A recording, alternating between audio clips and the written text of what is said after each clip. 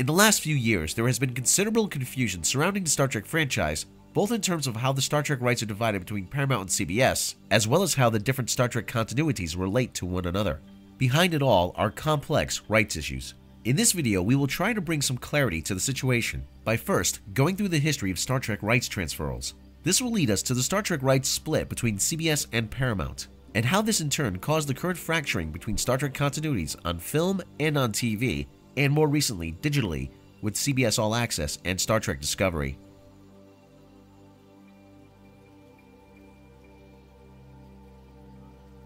Star Trek creator Gene Roddenberry had worked on the concept behind Star Trek, which was pitched as Wagon Train to the Stars since 1960. In 1964, after being rejected by numerous other production companies, Roddenberry reached an agreement with Desilu, the production company founded by Desi Arnaz and Lucille Ball. By this time, however, they had broken up and Arnaz had been bought out, and the day-to-day operations of Desilu were by and large managed by Lucille Ball's second husband, Gary Morton. Desilu producer Herb Solow was the man most responsible for acquiring and overseeing Star Trek on Desilu's behalf. As it happened, Desilu had a right of first refusal deal with CBS. As such, CBS was the first network that was offered Star Trek. CBS summarily rejected this offer, opting instead to pursue Irvin Allen's family-oriented Lost in Space rather than Roddenberry's more cerebral Star Trek. This rejection, however, by CBS was but a minor setback. As is well known, NBC would eventually pick up Star Trek, although they commissioned 2 pilots before doing so. The first episode of Star Trek was broadcast on NBC on September 8th of 1966. However, NBC only had the domestic first-run broadcast rights and no ownership beyond that. The end credits listed Star Trek as a Desilu production in association with the Norway Corporation. The Norway Corporation was Gene Roddenberry's production company, or rather his tax shelter. Desilu was the production company and Star Trek's original ultimate owner.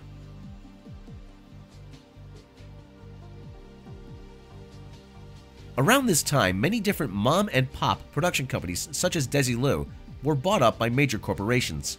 On July 27th of 1967, while the second season of Star Trek the original series was in production, Lucille Ball sold Desilu and Star Trek with it to the GULF+WESTERN Corporation.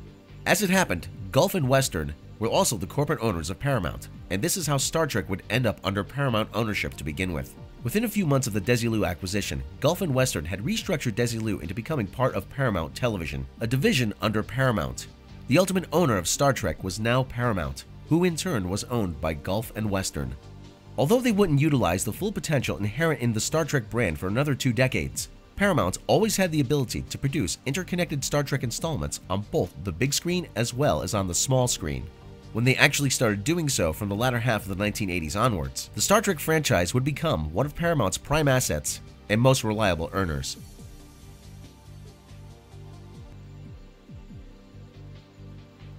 Compared to the more cinematic Star Wars movies, many regarded Star Trek as slow-paced, heavy-handed, and cheap-looking, all while appealing to a geek audience.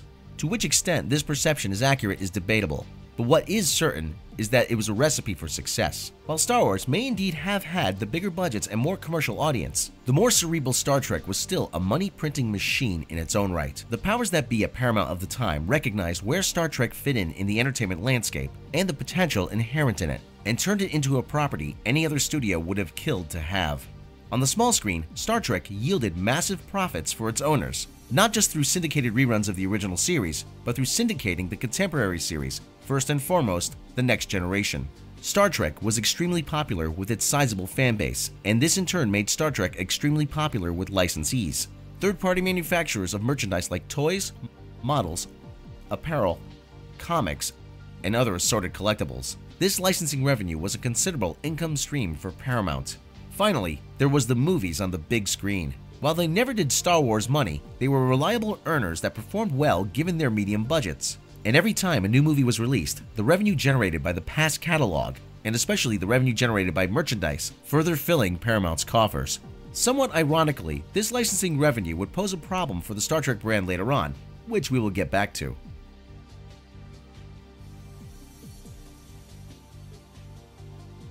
By 1994, Paramount's corporate owner, GULF+WESTERN, had been restructured into Paramount Communications. Paramount Communications and Paramount Pictures with it were sold to Sumner Redstone's Viacom Corporation. Despite the change in corporate ownership, Paramount was still the owner of Star Trek and continued to operate the brand much in the same way as in the preceding years. Meanwhile, Paramount's new corporate owner, Viacom, was busy picking up ever more companies. In 1999, they bought CBS, the broadcaster that had rejected Star Trek when it was offered to them more than 3 decades earlier. Outside of now having the same corporate owner, and some cross-pollination because of it, there was little connection between CBS and Paramount. As time went on, the two companies would continue to evolve in very different directions.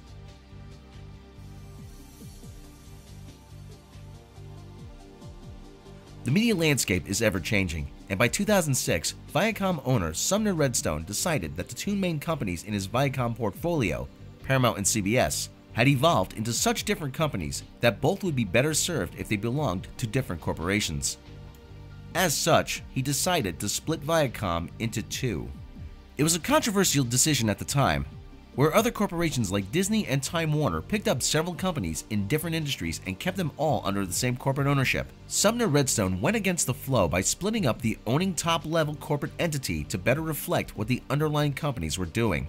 As such, the Viacom Corporation, the ultimate owner of both CBS and Paramount, which we from here on out will refer to as the old Viacom Corporation, was restructured better to serve CBS. To this end, the old Viacom Corporation was renamed the CBS Corporation. But remodeling the old Viacom into the modern CBS Corporation was only half of the equation. The other half was that Paramount was moved wholesale away from the old Viacom, now the CBS Corporation, and under the ownership of a newly formed corporate entity, one which recycled the name of the corporation that spawned it, Viacom, or as we will refer to it from now on, the new Viacom. Where there previously had been one, there were now two different corporations, CBS and the new Viacom. While Sumner Redstone was a majority shareholder of both by way of his holding company National Amusements, the two newly formed corporations both operated in different markets, had different managements, and different corporate goals. For Star Trek, this self-inflicted corporate divorce would have major repercussions.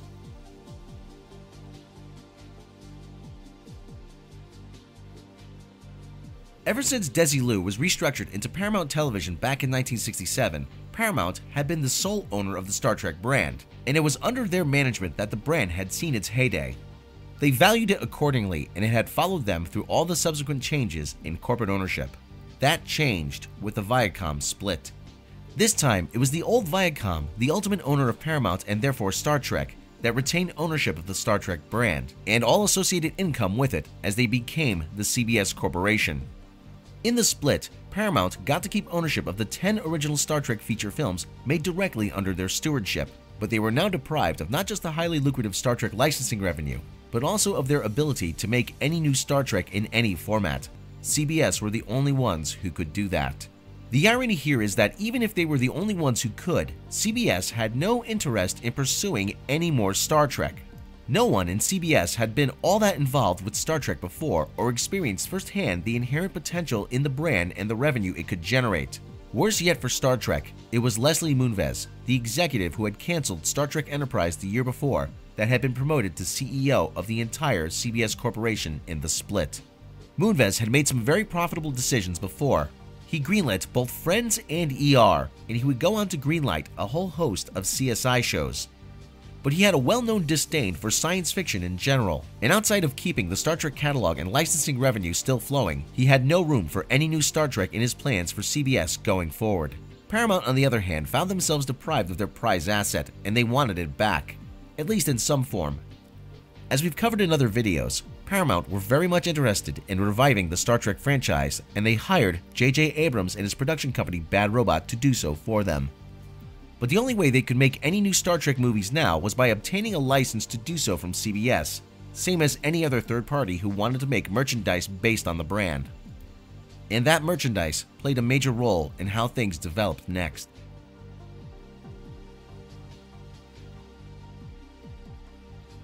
Paramount didn't just want to revive Star Trek for the box office receipts alone, but to get the revenue stream generated by Star Trek licensing flowing again.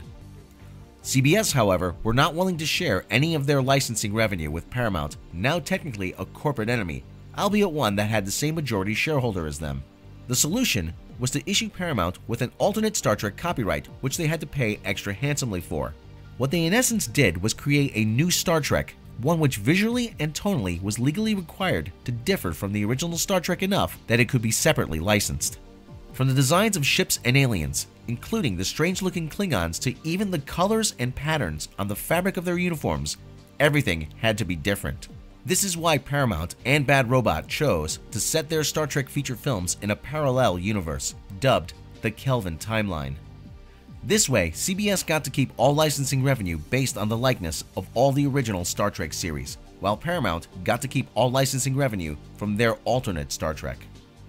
In theory, this should have worked out for all. In practice, however, there were complications. We will cover these complications and what repercussions followed them in the next video, where we will explore the differences between the various copyrights. Till then, share your thoughts on all of this in the comments. If you like this video, then please click the subscribe button. And don't forget to click the bell icon to be notified for all the latest uploaded content. Due to recent changes to YouTube's monetization policies, we'd also like to ask you to please consider supporting Midnight's Edge and its sister channel Midnight's Edge After Dark through Patreon. As thanks for their support, patrons will receive early notifications of mini-documentaries, special behind-the-scenes making of the Edge videos, bloopers, outtakes, lost episodes, and more. You can support the channel for as little as $1 a month. Be sure to check back for news and analysis on the corporate politics behind your favorite genre movies, as well as updates and discussion here at Midnight's Edge.